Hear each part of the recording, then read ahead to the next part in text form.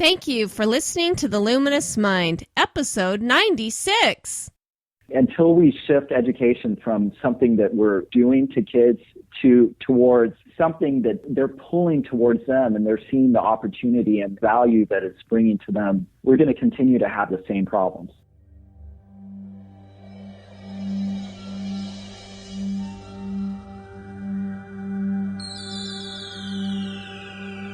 Benjamin Franklin once said, "Do not curse the darkness, rather light a candle instead."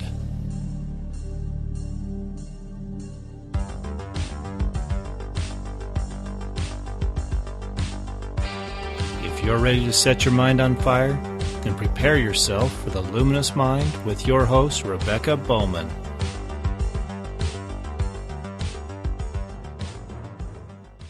Today's fire starter is Khots Khabele. Khotso was born in West Africa into a family with strong traditions of education, entrepreneurialism, and civil rights. At age 12, Khotso left his parents in Lesotho. I said that totally wrong. Do you want to say it for me?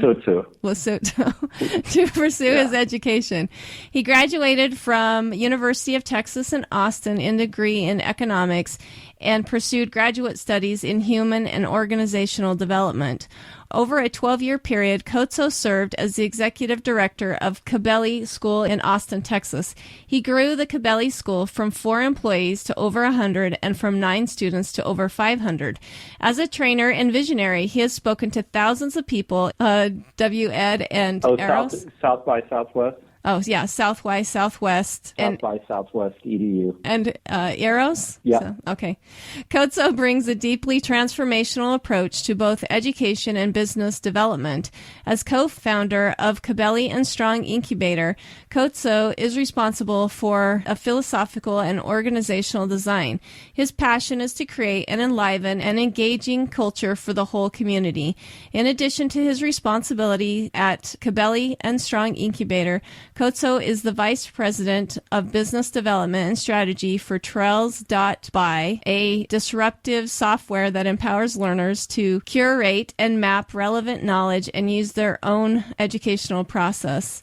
Finally, Khotso inspires to be a lifelong philanthropist. In addition, he has served on several nonprofit boards promoting initiatives in the area of international peace, education, and health, including serving as the vice chair of Austin's Sister Cities International. Welcome, Khotso. Thank you. It's a pleasure to be here. It's so fun to have you here. We've had a hard time getting in contact, but I'm so excited because I think your message fits what we are doing at the Luminous Mind so well. Do you want to start just by briefly telling our audience about yourself? Just briefly tell us about your maybe coming from West Africa and from there, and then what you're doing, what your family looks like now, I guess, or, you know, in your profession. Yeah, sure. Sure. I've got a pretty diverse upbringing, which was I was born in Nigeria, West Africa, and I only stayed there for a year. My father's from South Africa. My mother's from Austin, Texas. And they were traveling all over Africa, helping to develop brand new universities in very brand new countries who had just gotten their liberation from colonialization. Wow. So I happened to be born in Nigeria. Both my elder sisters were born in Zambia because they were working there. But both my parents are not from Zambia or Nigeria. They're from South Africa and Austin, Texas. So when I was 1, we moved to Lesotho, which is a country that is completely surrounded by South Africa. At that time, South Africa was going through apartheid, but Lesotho wasn't. And so it was actually a wonderful place to grow up. And at the same time, every once in a while, we'd go to South Africa and I would get to at least briefly experience the oppression that was happening there. When I was 12, my parents stayed in Lesotho and sent me to live with my grandparents and go to school in Austin, Texas. And I've been in Austin most of the time since. I went to university there, graduated, and that's where I started my school. Eventually, about 10 years ago, my parents moved to Austin, so everyone's finally back in the together. USA. Yeah, that's great. Yeah, we're all here, but I like to go back to South Africa every couple of years or so. That's great. So how did your educational journey lead you to discover what you love to do now?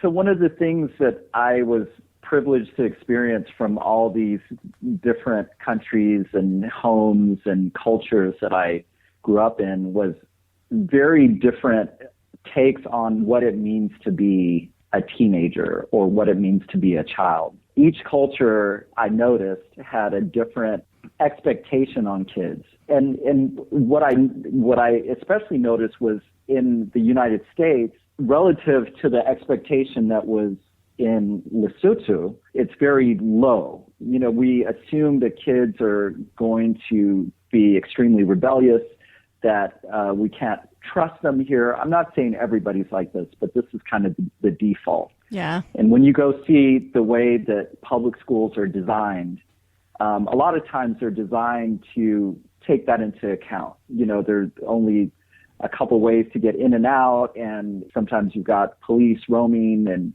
you know, you've got to kind of take that idea of who you're dealing with and responsibly deal with people like that, obviously. But it was very different in Lesotho, where, you know, it was common to see 9 or 8-year-olds walking miles away from their homes, maybe with their 2 and 3-year-old siblings, and being completely trusted. And it might sound like it's neglect from our perspective, but it really wasn't. It was really an understanding that these kids were responsible enough to not only take care of themselves in a way that most parents in the United States wouldn't allow 9 or 10-year-olds to walk off by themselves, but to also take care of their 2 and 3-year-old brothers and sisters.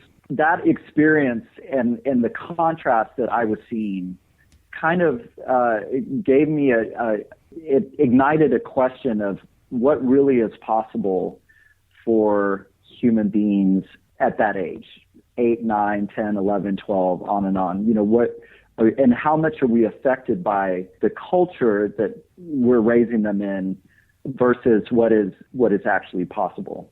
So that really informed how I've approached education. Do you feel like that underlying idea that we have here of like, you're not responsible enough to do, you know, such and such, because like you said, it's not said, but it's definitely the undertones of what happens in our society. Do you think that affects children and their education as well? I mean, of what they think is capable of them? Oh, absolutely. I think they tend to incorporate that into how they identify themselves, and it can often become this self-fulfilling prophecy. Yeah. I think that if you believe, I've had conversations with teenagers that they just know, they're early teenagers, they're maybe 13, 14, and they know that by the time they're 15, 16, they're going to be arguing with their parents, they're going to be exploring drug and alcohol use in irresponsible ways. I mean, I'm not saying all teens in the United States are like this, but I've had these really interesting conversations where they were saying these things like, that's just how it is. It's almost like a biological fact that I am going to go through the stage where I'm just going to make a bunch of bad decisions and do a bunch of damaging things to not only myself, but my family. And that's just that's part of growing up. And I think, you know, they can often share that identity with adults around them, but clearly they receive that from us, from the adult. Yeah. Exactly.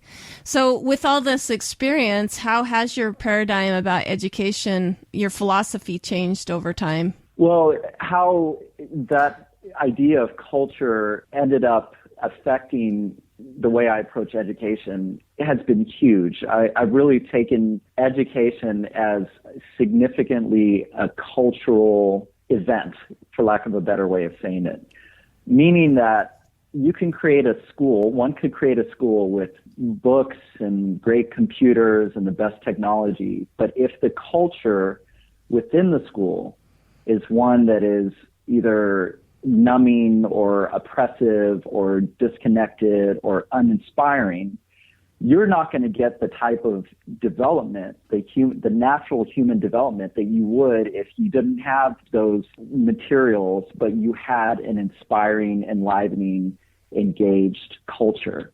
So my main question, obviously there's a lot more complexity to creating the school. There's curriculum, there's the financials, there's all sorts of stuff, and I'm not by any means diminishing that.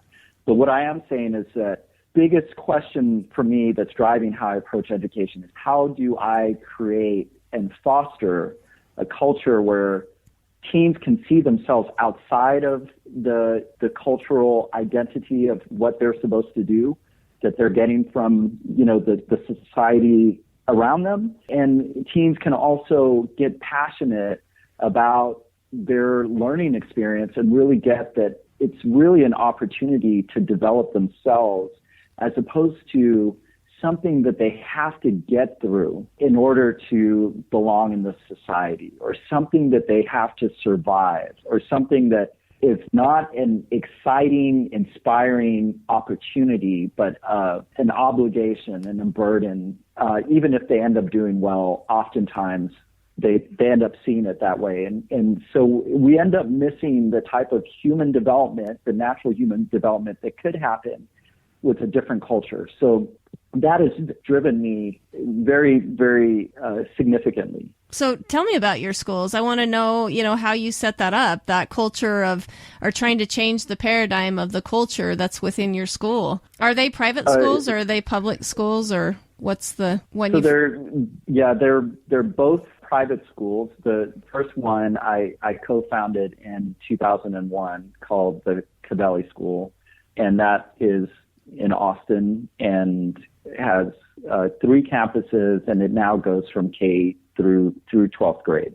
Wow. But when I first started it and started to run it, we only had middle school and high school at that point. And some of the things that I did was try to overlay a very intentional cultural aspect over a relatively traditional school. And when I say relatively, I'm saying relative to the next school that I just co-founded about a year ago. So the Khabele School ended up being an international baccalaureate school in the high school and at Montessori in the earlier grades. But in the middle school and high school, some of the things that we did that were unique that helped build the culture was we would take the students and the staff out into the hill country, which is kind of the rural area west of Austin, Texas. And we'd drive everybody out there and spend a couple nights. And while out there, not only play games and have fun and swim, but we would have conversations that are uncommon in school settings. We would talk about some of our biggest fears, or we would share some of our big challenges, and we would talk about the power of being vulnerable and being courageous, and really try to not only open up, but open up from a sense of purpose, and try to inculcate in the whole community or bring out this idea that we can really make a difference in our lives, not only in the future, but right now, which is another construct that teens have and in our society has, which is that you go to school and then after you graduate, then you can make a difference in the world. But what we try to bring into the culture is that you actually make a difference right now. Wow. And historically, there are a lot of human beings who have made a difference while they were teens or younger. And you can do anything from start a business or start a cause or even just relate to your siblings and your parents differently if you can recognize that you do make a difference. So we would have conversations like that and go pretty deep. It was really powerful to get outside of the city and really create that type of culture. So that's an example. So you're kind of in a camping situation where you're able to, like you said, kind of unplug from the world. Is that that's what I'm envisioning? Exactly. That's awesome. And that's just one of the ways that we would create culture, but that's an example. It sounds like you really work on trying to create a vision for the kids to create a vision of their life and then drive a mission. Is that right? Like to create a mission for their life. Absolutely. One of the things that we did was within our community is support the students to write a mission statement.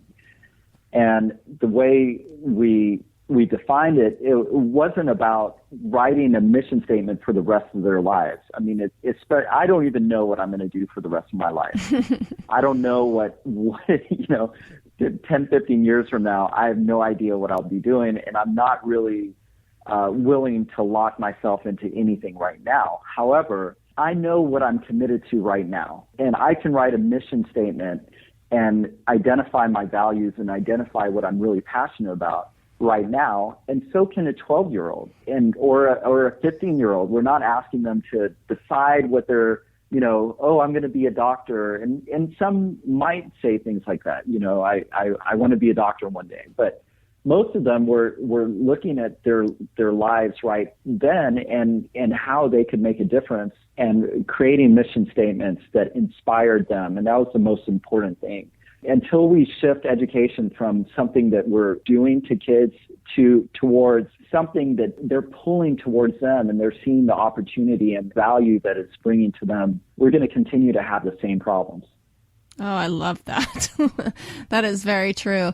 Well, and I love the fact that you do help them create a mission statement, because then I think it gives them a purpose of what they're doing with their education, and they take it a little bit more serious. Is that what's behind that then? Oh, yeah.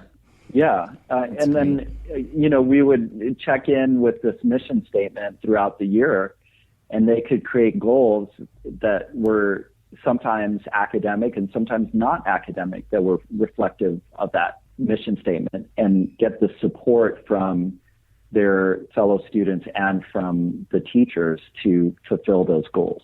That's awesome. Yeah. And if you're aware of that, it's easier to do that as a teacher. So what would you say, Absolutely. What would you say some of your biggest obstacles you faced in trying to implement this type of education into a school? And what did you learn from that struggle, I guess? Well, when I first started running the Khabele School, I think I was 26 years old, and I had some sort of healthy delusion of grandeur, because looking back on my boldness, I'm pretty amazed. I don't know what I was thinking actually, but at the time, 2001, progressive schools were definitely looked down upon. At that point, there's this idea that is still around, which is that if your child is normal, they go to a normal school. It could be public or private, but it's a traditional school. And any child who goes to a school that is not traditional, it means that there's something wrong with them. That's too bad. Fortunately, that conversation has shifted more and more to, can you find the school for your child that works for them? Different schools work for different children. That's coming up more and more, but which is great, and I'm really happy that that's happening, and I believe that the Khabele School was part of helping that conversation, the bigger cultural conversation to shift. So I actually lost your original question. I went on a tangent. Just your obstacles. I just remembered it. Yeah, the obstacles. So at that point, I was running a school that I think most people would go, oh, that's for broken kids, right? I mean, that it was a new progressive school. It was private, but it was unique and it was different. At that time, any school like that was for kids who couldn't make it elsewhere. At least that was the conversation that was out there. And that by no means was true, but that was part of the obstacle that I was facing. And it took a lot of conversations, a lot of time, a lot of energy to communicate to not only the public, but our parents and the students that we weren't that. And we were actually, and what we felt was an evolved version of what school should be. Yes. So maybe getting people to see your vision is that? Yeah. And it took a lot. And at that point, for whatever reason, like I said, I look back and I'm amazed. Actually, I just really had nothing holding me back. And I looked like I was 18 years old when I was 26. And one of the things we did around culture was have the parents come in, not for PTA meetings, but for parent training or what we call parent summits, where we discuss these ideas and culture and how they could create a more aligned culture in their homes and all of that. And so I was this 18-year-old looking young man talking to 40-year-olds and up about how they should approach parenting and education, which was amazing. And I'm sure I offended a few, but it ended up working. And but that was a big challenge. Another big challenge was I decided to institute mindfulness because around 2001, that's when a lot of research was starting to come out. But mindfulness at that point, more than it is now, was associated with, hippie craziness or religion. Are you trying to religion other than Christianity? And I'm in the middle of Texas. So that was quite a challenge. It was a challenge with the staff. The staff had to not only, get on board with mindfulness, but facilitate mindfulness. And then so we were asking them to have their own mindfulness practice. And, that was a real challenge around communicating a vision. And it took for the mindfulness to settle into the Khabele School took about 4 years. Wow. or more. Yeah. Wow. Before we go on, let us take a minute and hear about our sponsors. Ready to homeschool your children, but you have no idea where to start or how to do it? Already homeschooling, but you're running into problems, or maybe you just want to improve results. Are you an expert homeschooling parent looking for every possible angle for your children? The Homeschooler's Handbook, written by an award-winning teacher with over 40 years' experience at every level of education, has the tools and answers you're looking for. Use the link on the luminousmind.net podcast show notes page and buy your own copy of the Homeschooler's Handbook today.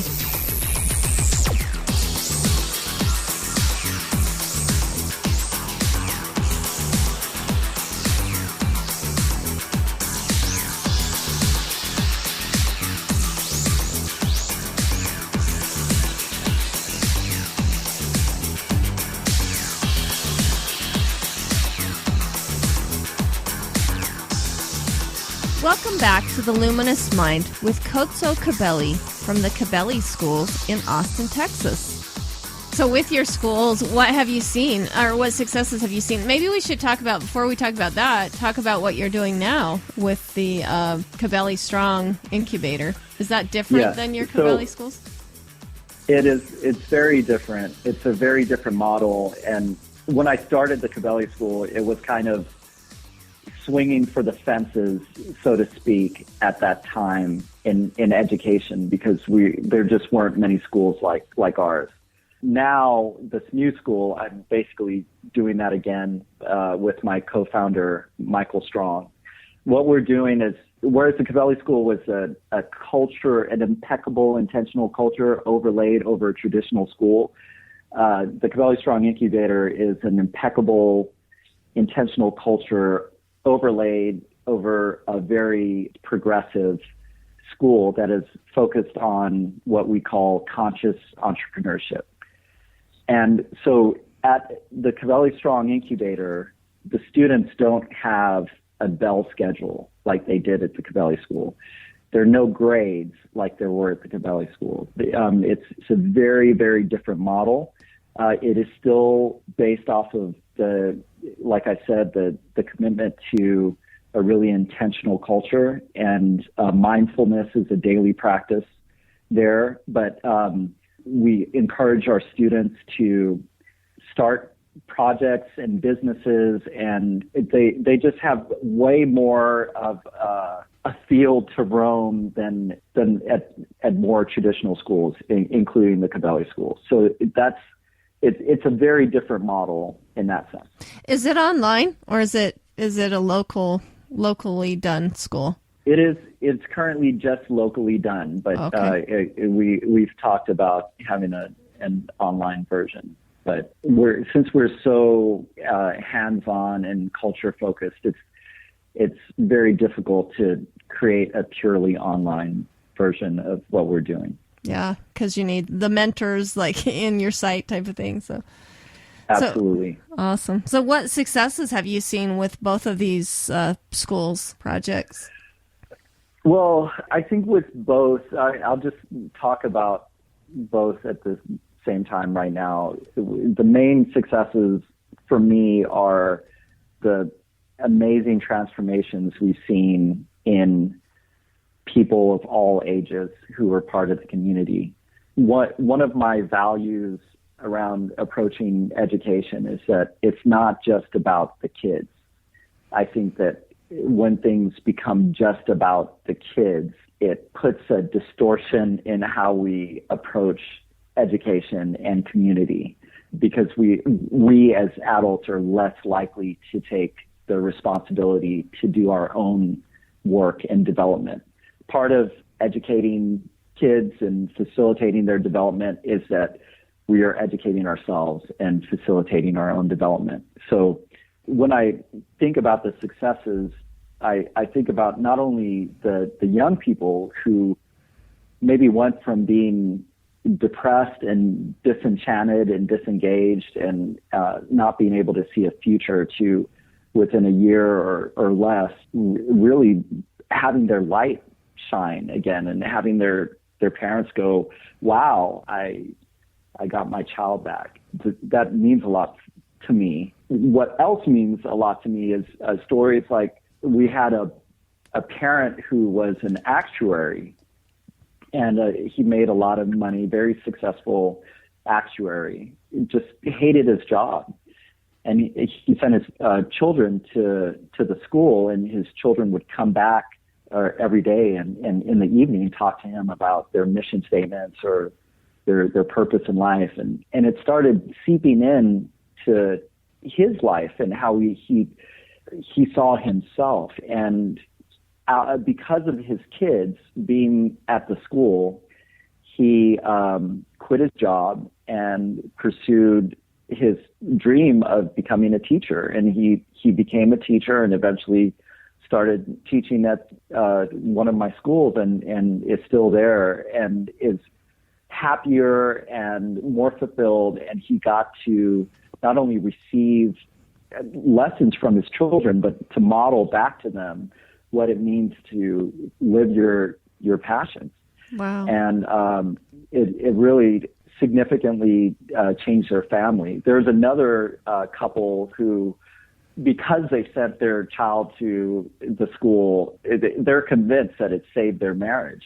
I mean, every time I talk to them, they're like, that, you know, and it wasn't even me talking to them or any of the teachers. It was their child coming home and talking about integrity and talking about being vulnerable and being open and communicating and values and all that. It just kind of seeps into the adults as well. And so I get really inspired about that and inspired about all the growth the teachers, the staff, the guides have had. It really is about the adults really need to set the pace of growth and development, and it'll be reflected in the kids. I really believe that strongly. Well, and you do know you're being successful when you're changing the whole community. I mean, like you said, and then I think that success just compounds when, you know, you change the family and then those kids come back even better because they have good role models to follow as well. So that is awesome. Yeah, absolutely. That is awesome. Thank you. So share with us some personal habits that you think have helped make you successful. I mean, you talked about starting this when you were so young. What do you think contributed to that success?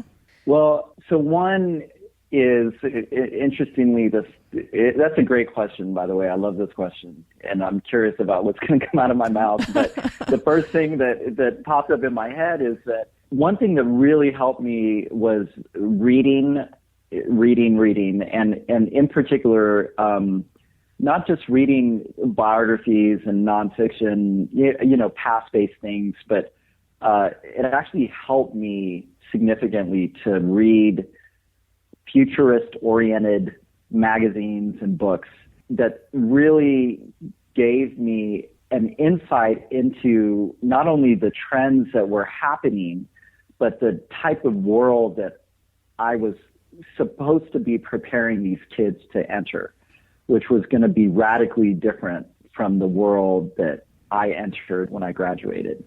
And so I think it should be a habit. This is my personal belief, a habit for anybody who's helping to raise children, parents, teachers, to try to stay connected with the idea that not only is change happening, but the pace of change is increasing.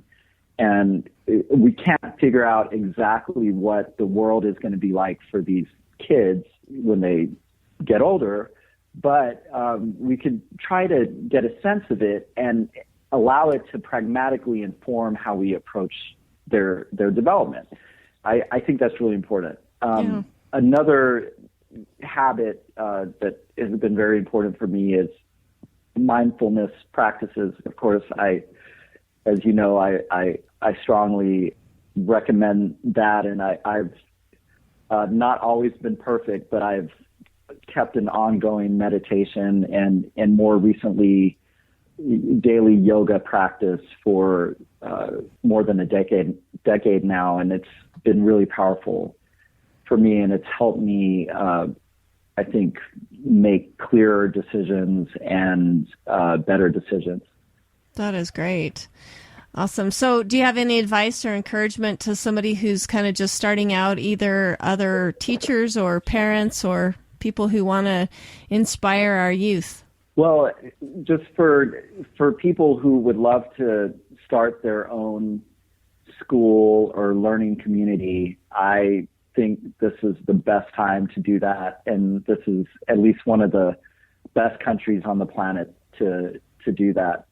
It's really, it's very difficult, but it's not as hard as it might seem. And I really encourage it. And to, when you think about how you wish you would have been raised or you wish you would have been educated and you get passionate about it, I think that you are somebody who should start a school, at least eventually. And I love to support people who are doing that. So just to put that out there, if anybody needed to talk about anything, I'm totally open to support people doing that. Yeah, to be a mentor to them. Is that what you're committing to do? Yeah, or at least have a conversation or two, or give them a few tips. Anything on that range. I'm really inspired by educational entrepreneurs, and it's a group of visionaries that I want to really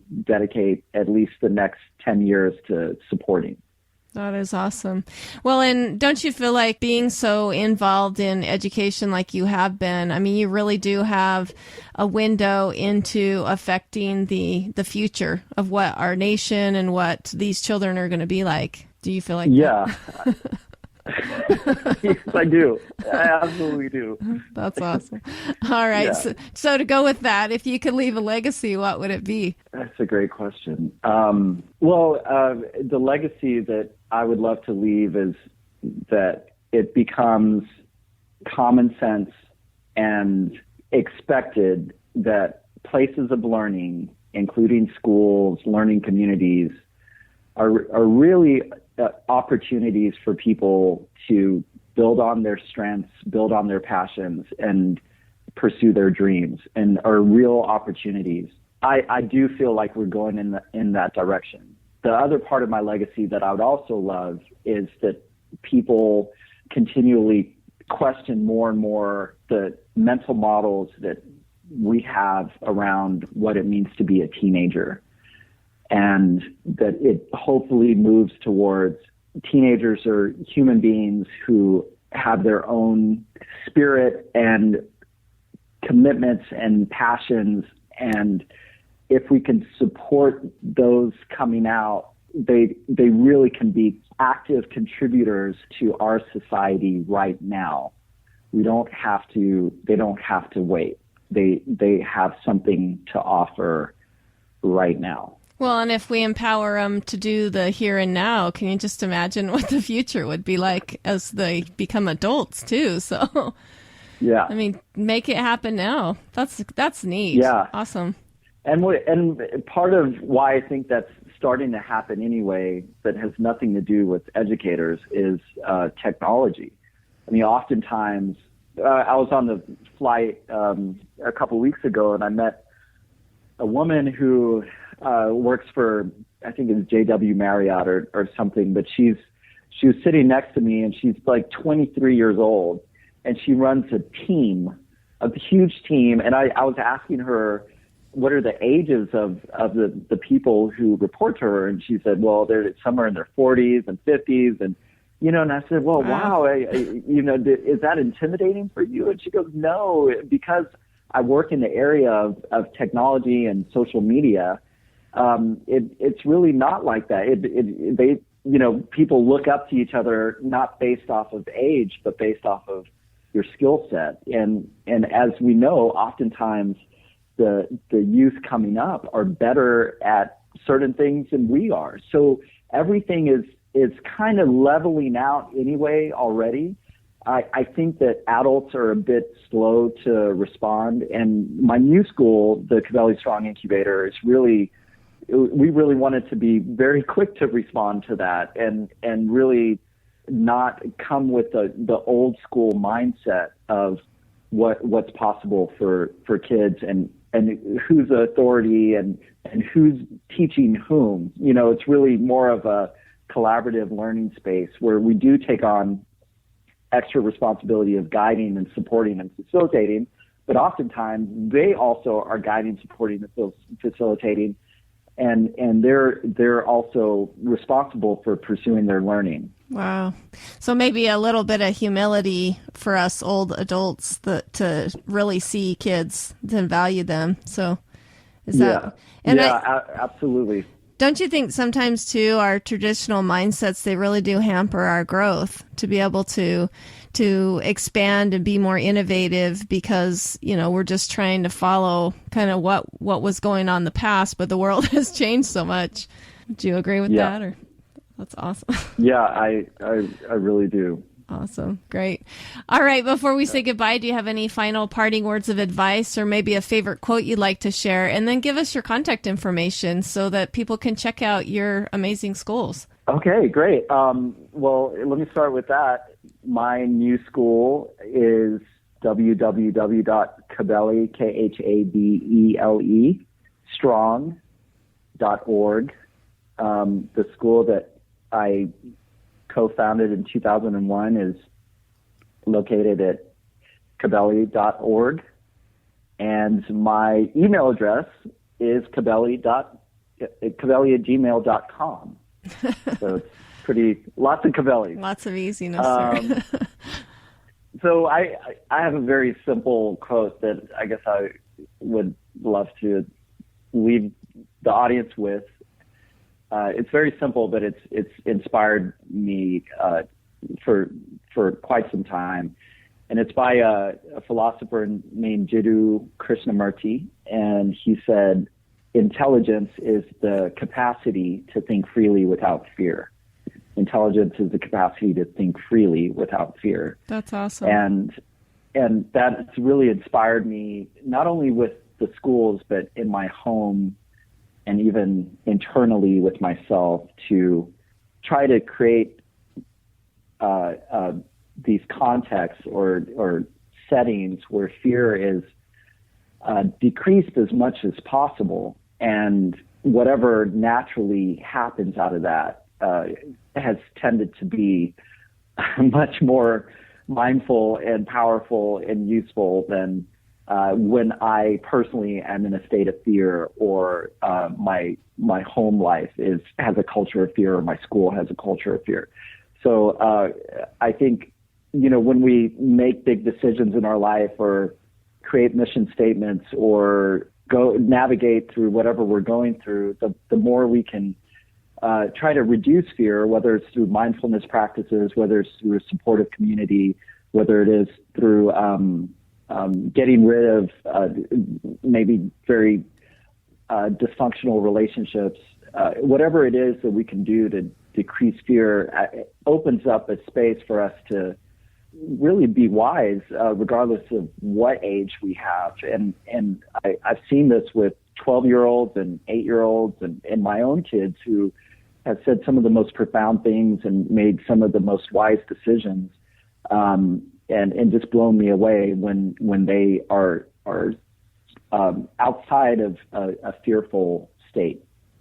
That's great. Great advice. Thank you so much. I'm going to definitely, I will link all of your contact information on our show notes. And so definitely keep in contact with us on what's going on new in your school and what your students are doing. I'd love to hear about it. Thank you. It's such an honor to be on. I really appreciate you a lot, and I've really enjoyed it. Thank you for listening to The Luminous Mind. To learn more about Khotso Khabele, go to our show notes at theluminousmind.net. Be sure to become a subscriber to our free email list and consider joining our program by going to the scheduling tab to become a fire starter today. Help support the podcast by making all your Amazon purchases through the free Amazon widget on our website. Also, sign up to receive 2 free audiobooks from Audible at theluminousmind.net. Like us on Facebook, follow us on Twitter and Google+. Get our audio content on YouTube, iTunes, and Stitcher. To help us grow, consider telling your friends about us. Leave us a review. Tell us how we can help you so together we can continue to light minds on fire and change the paradigm of education.